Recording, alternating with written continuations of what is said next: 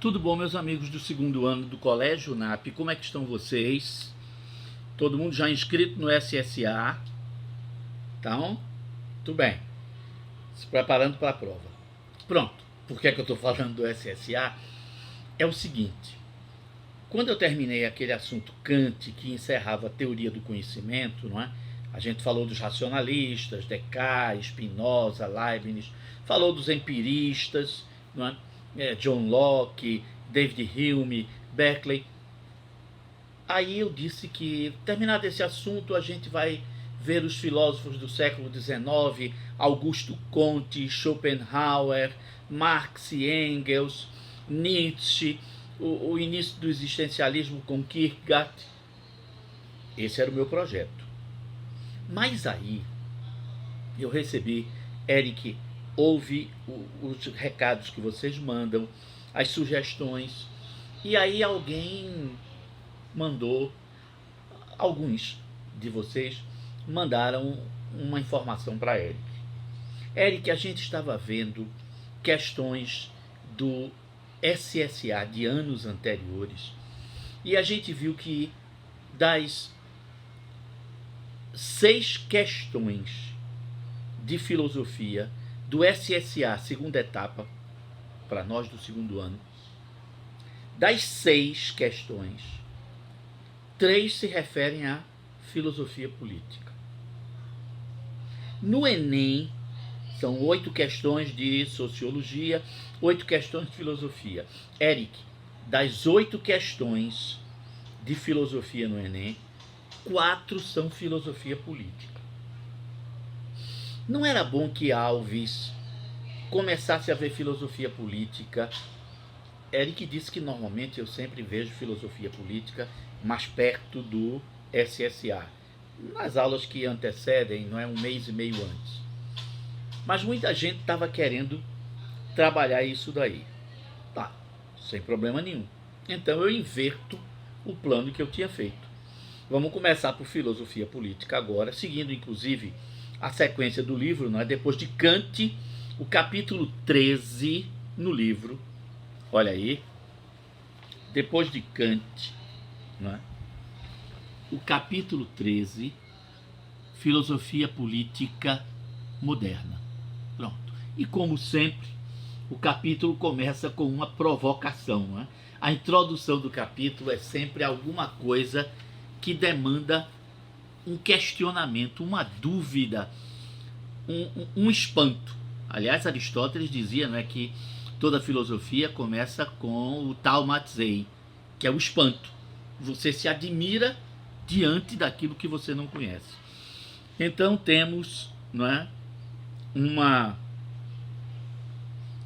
charge, não é, da época, não é, em que a ditadura militar está nos seus estertores, quer dizer, está perto de se acabar. E aí, não é, há uma série de... Todos vocês estão com os livros na mão, não é? A gente avisou que essa semana, terminadas as provas, a nossa aula, não é, ia seguir o livro. A gente tem que ter o livro na mão. Você tem que estar com um marcador de texto para destacar aquelas coisas importantes que eu vou citando, que eu sigo o livro. Eu faço um resumo aqui. Um resumo, a caneta. Mas esse resumo segue o que está no livro. Então é para você ser ajudado na leitura. Então a charge, não é, é o povo reclamando que quer votar, que quer eleger os seus representantes. Então essa é a questão que a gente vai trabalhar.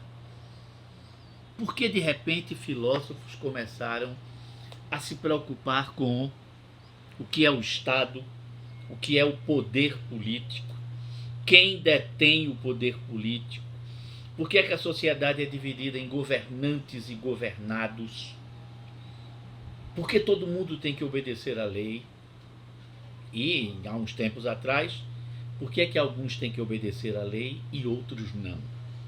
Porque tem alguns que têm privilégios e leis diferentes, e outros que não têm privilégios e leis massacrantes, leis duras, muitas vezes injustas. Então, responder a essas perguntas foi um assunto, foi um trabalho para os filósofos da chamada Idade Moderna, principalmente entre os séculos 16 e 18, 16, 17 e 18. É sobre esses pensadores, sobre esses filósofos que a gente vai começar a falar agora, né? Vai dar uma visão das ideias políticas desses homens. Na verdade, a filosofia política não começou com os filósofos da Idade Moderna. Não foi Maquiavel o primeiro a falar sobre poder político, né? A gente vê que as origens da filosofia política estão ainda lá na Grécia Antiga, lá pelo século V a.C., quando a democracia começou a funcionar em Atenas. E um grupo de pensadores que foram chamados de sofistas, aliás, que também se autodenominavam sofistas, que quer dizer sábios, eles começaram a se perguntar o que era o poder, por que algumas famílias tinham o direito de exercer os cargos públicos importantes e o resto das pessoas não chegavam a ser isso. Esses questionamentos sobre verdade, sobre verdade absoluta, poder político, direitos, privilégios, foram as primeiras reflexões sobre o assunto. E como os sofistas punham em dúvida o direito tradicional das famílias mais ricas governarem Atenas, Sócrates, que era um filósofo que defendia os interesses da elite, né? Sócrates defendia os interesses da elite.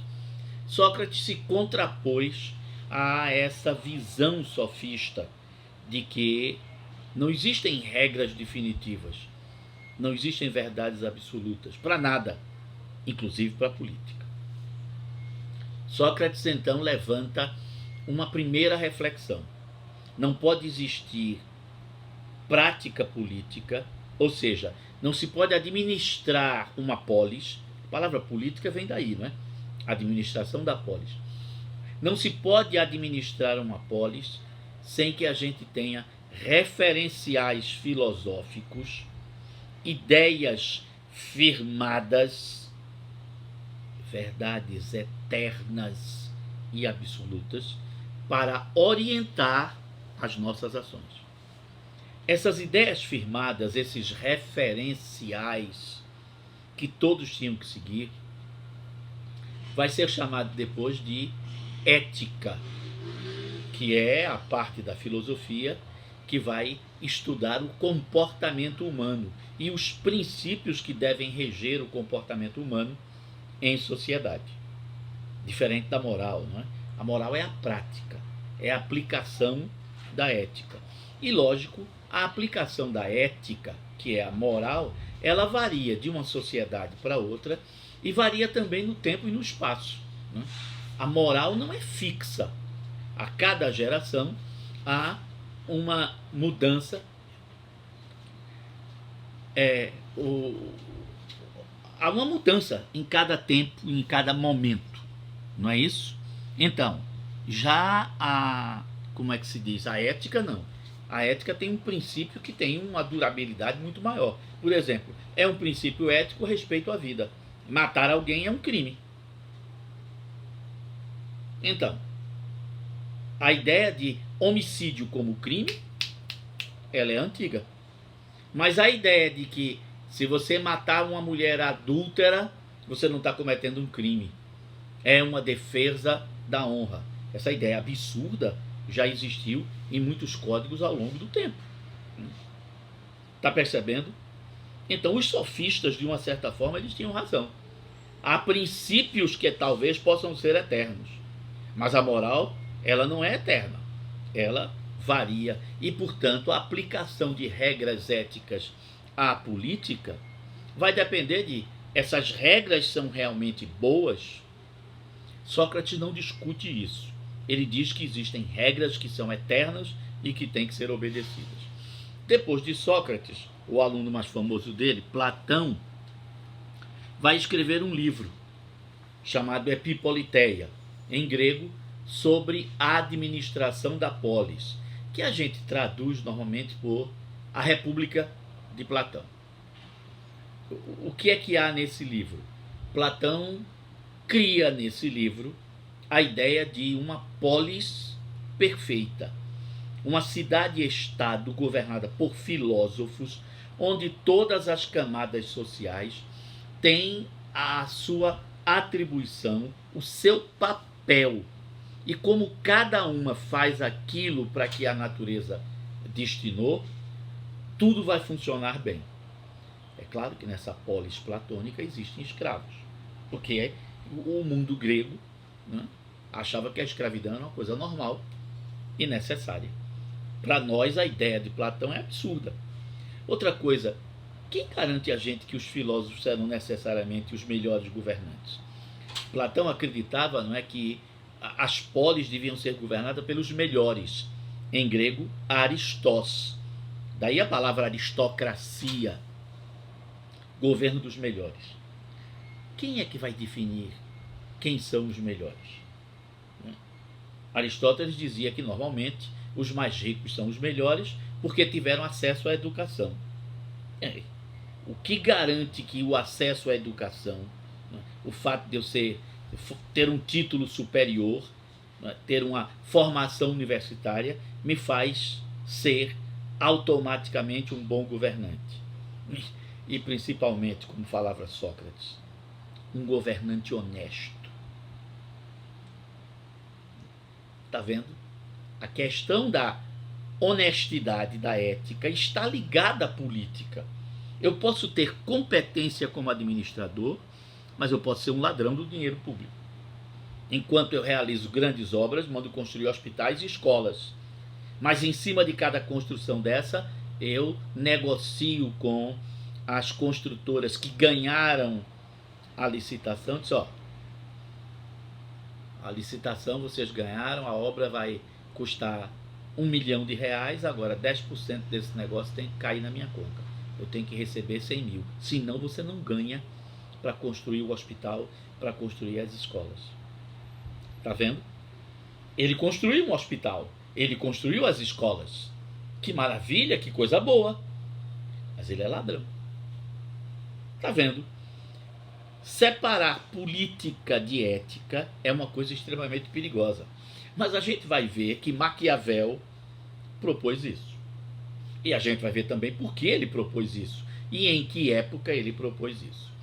Depois de Platão, o aluno mais famoso de Platão, Aristóteles, também vai escrever Epipoliteia, ou Politikon, sobre a administração das polis, sobre a república, no final das contas.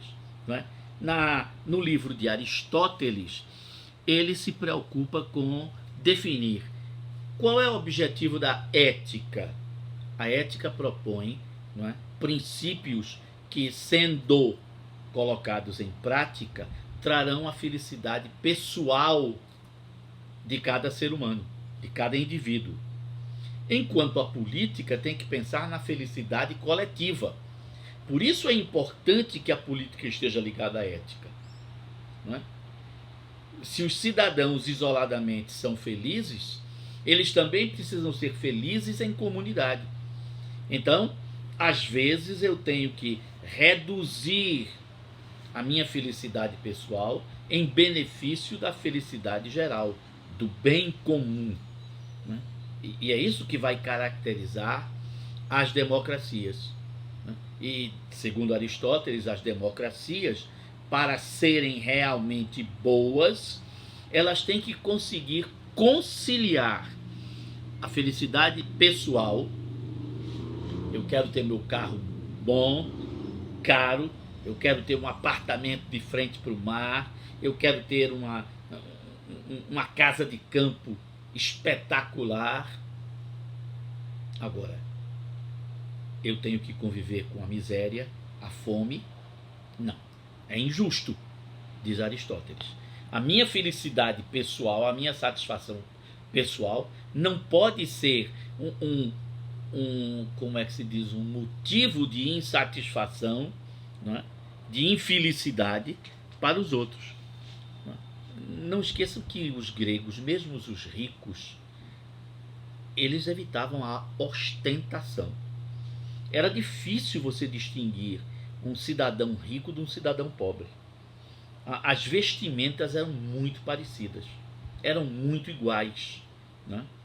A partir do momento em que veio Alexandre da Macedônia, né, e aí os gregos começaram a conhecer o luxo do Oriente, das elites do Oriente, aí passaram a imitar isso daí.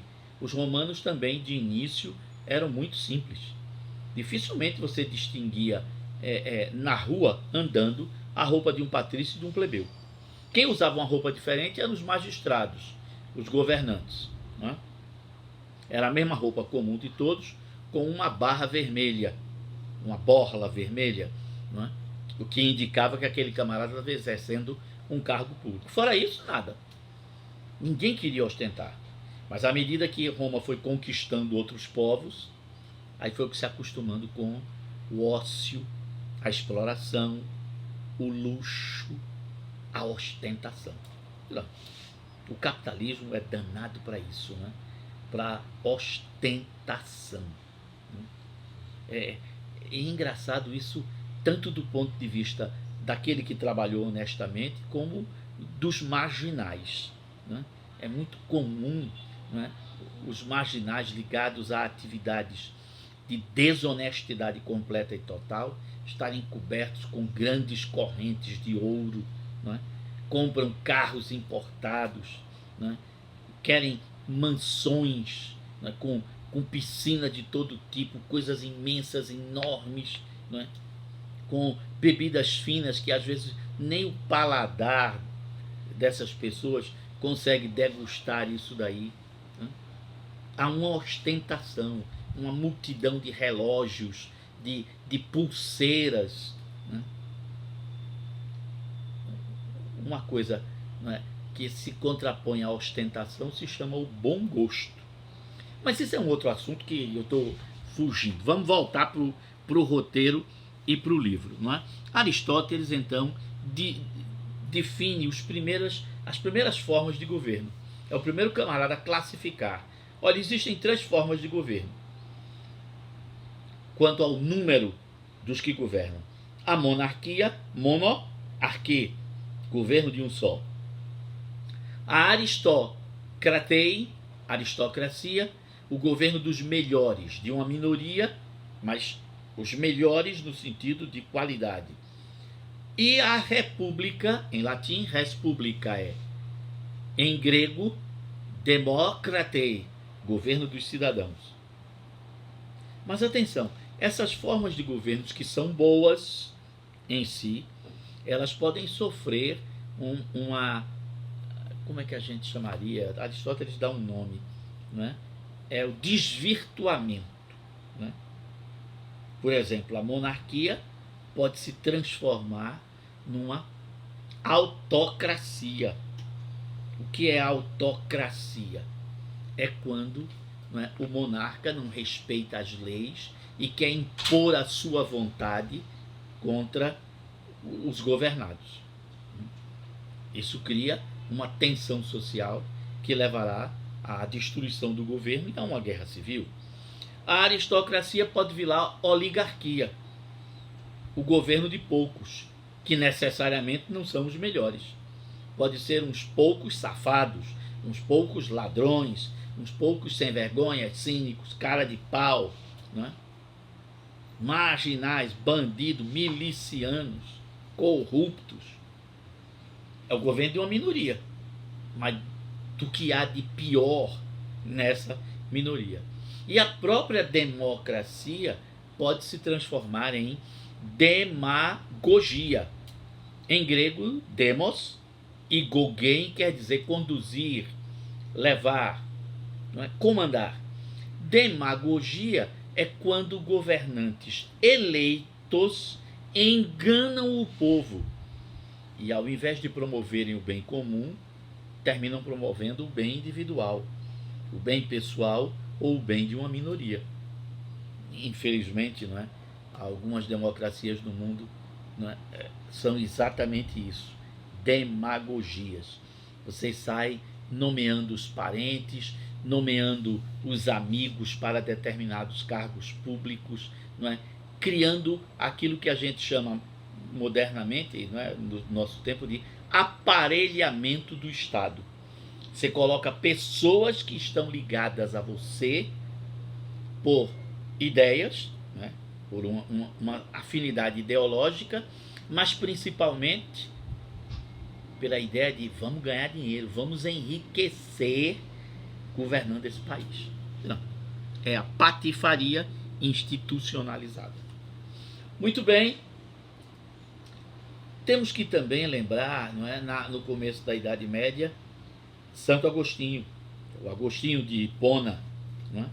Agostinho cria uma obra chamada Cidade de Deus, Civitas Dei, onde ele propõe que a sociedade humana deve refletir a perfeição da sociedade divina, Civitas Dei. Então a Civitas Hominis, a cidade dos homens, tem que refletir a perfeição da cidade de Deus. É claro que como o homem é imperfeito, não só imperfeito, mas o homem, ele é um ser decaído, porque é pecador, ele não vai conseguir, repetir essa perfeição. Mas na medida em que ele tente fazer isso, você terá aqui na Civitas Hominis, na cidade dos homens, a república dos homens, não é? A palavra civitas aí, cidade, quer dizer polis, estado, governo. Então a gente pode criar uma sociedade dos homens, uma república humana, um estado, um país com menos injustiça. Agostinho propõe, não é, que haja uma divisão, uma superposição de funções.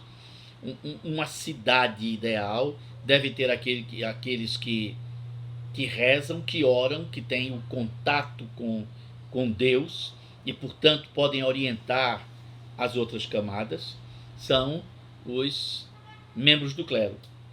Aqueles que defendem a sociedade são os guerreiros, os funcionários públicos, a nobreza, e aqueles que trabalham, comerciantes, artesãos, não é? Agricultores. Você está percebendo? Agostinho deu um modelo que mais tarde serviria para o feudalismo, para a sociedade estamental do feudalismo. Os que rezam, orandi ou oratores, os que lutam, guerreiam,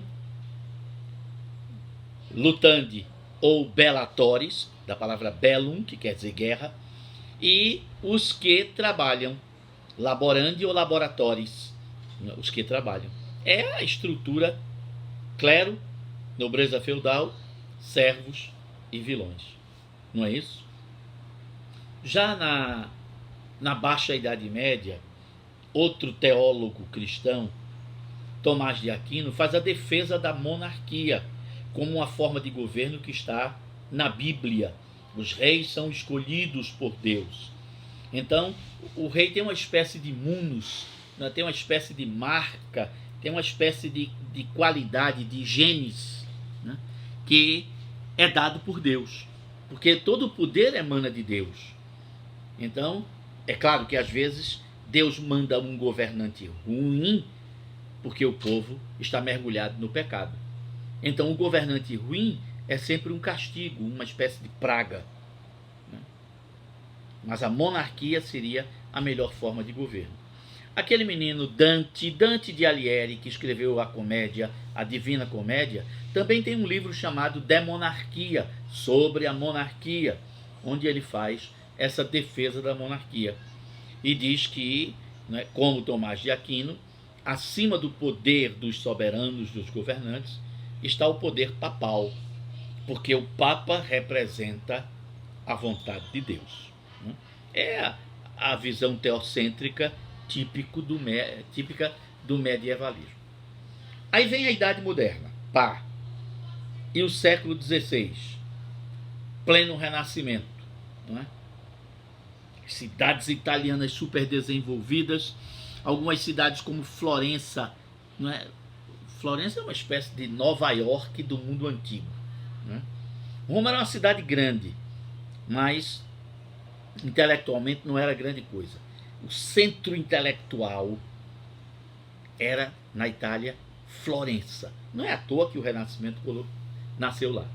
Então, é em Florença que um pensador vai escrever um livro chamado Il Principe, o Príncipe.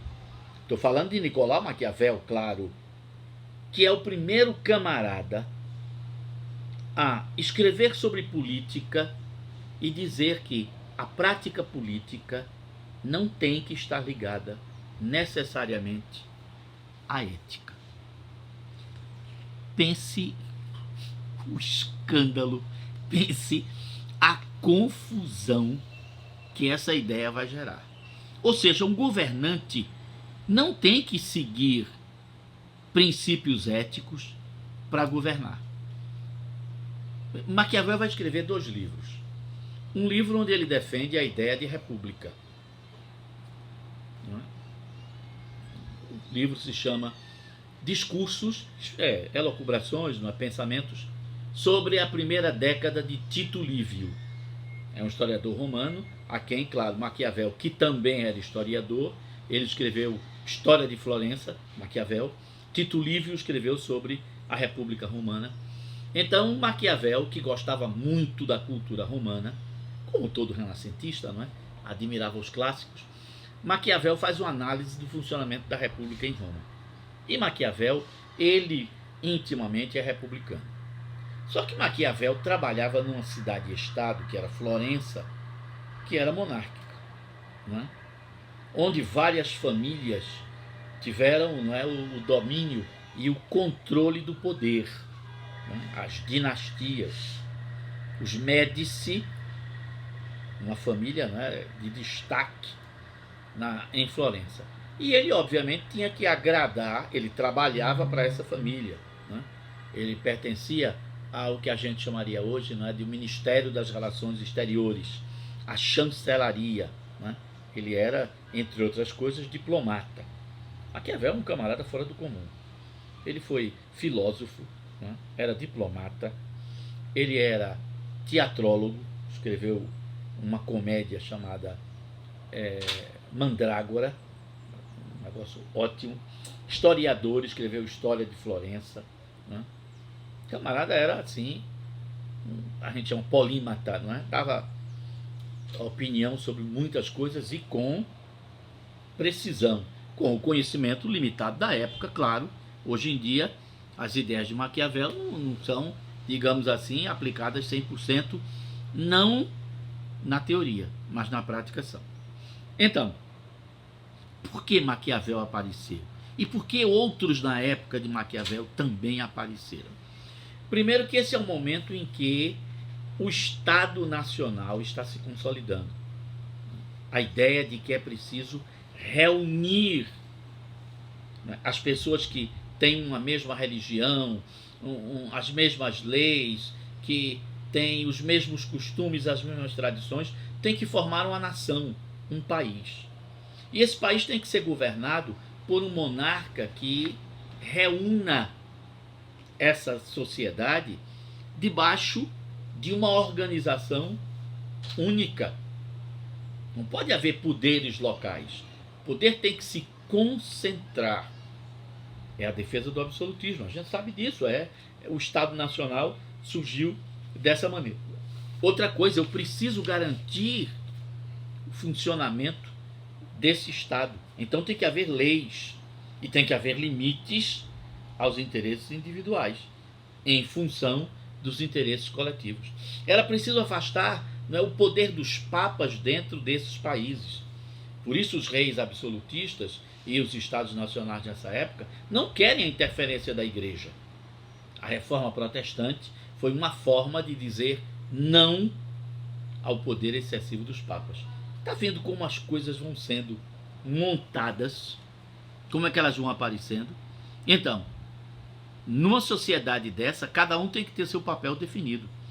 E o rei, com o poder absoluto, garantirá o funcionamento dessa sociedade.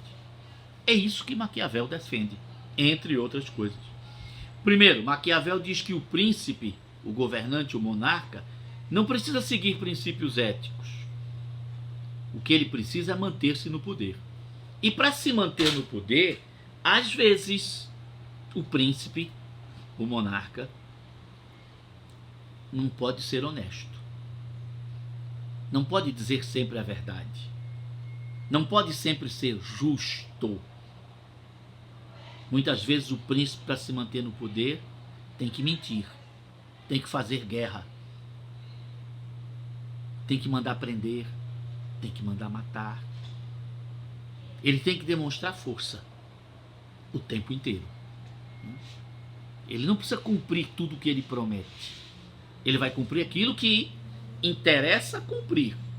Se alguma coisa que ele prometeu um tempo atrás, se ele for cumprir agora, vai ameaçar o seu poder, ele não deve cumprir. Ele não deve honrar a sua palavra.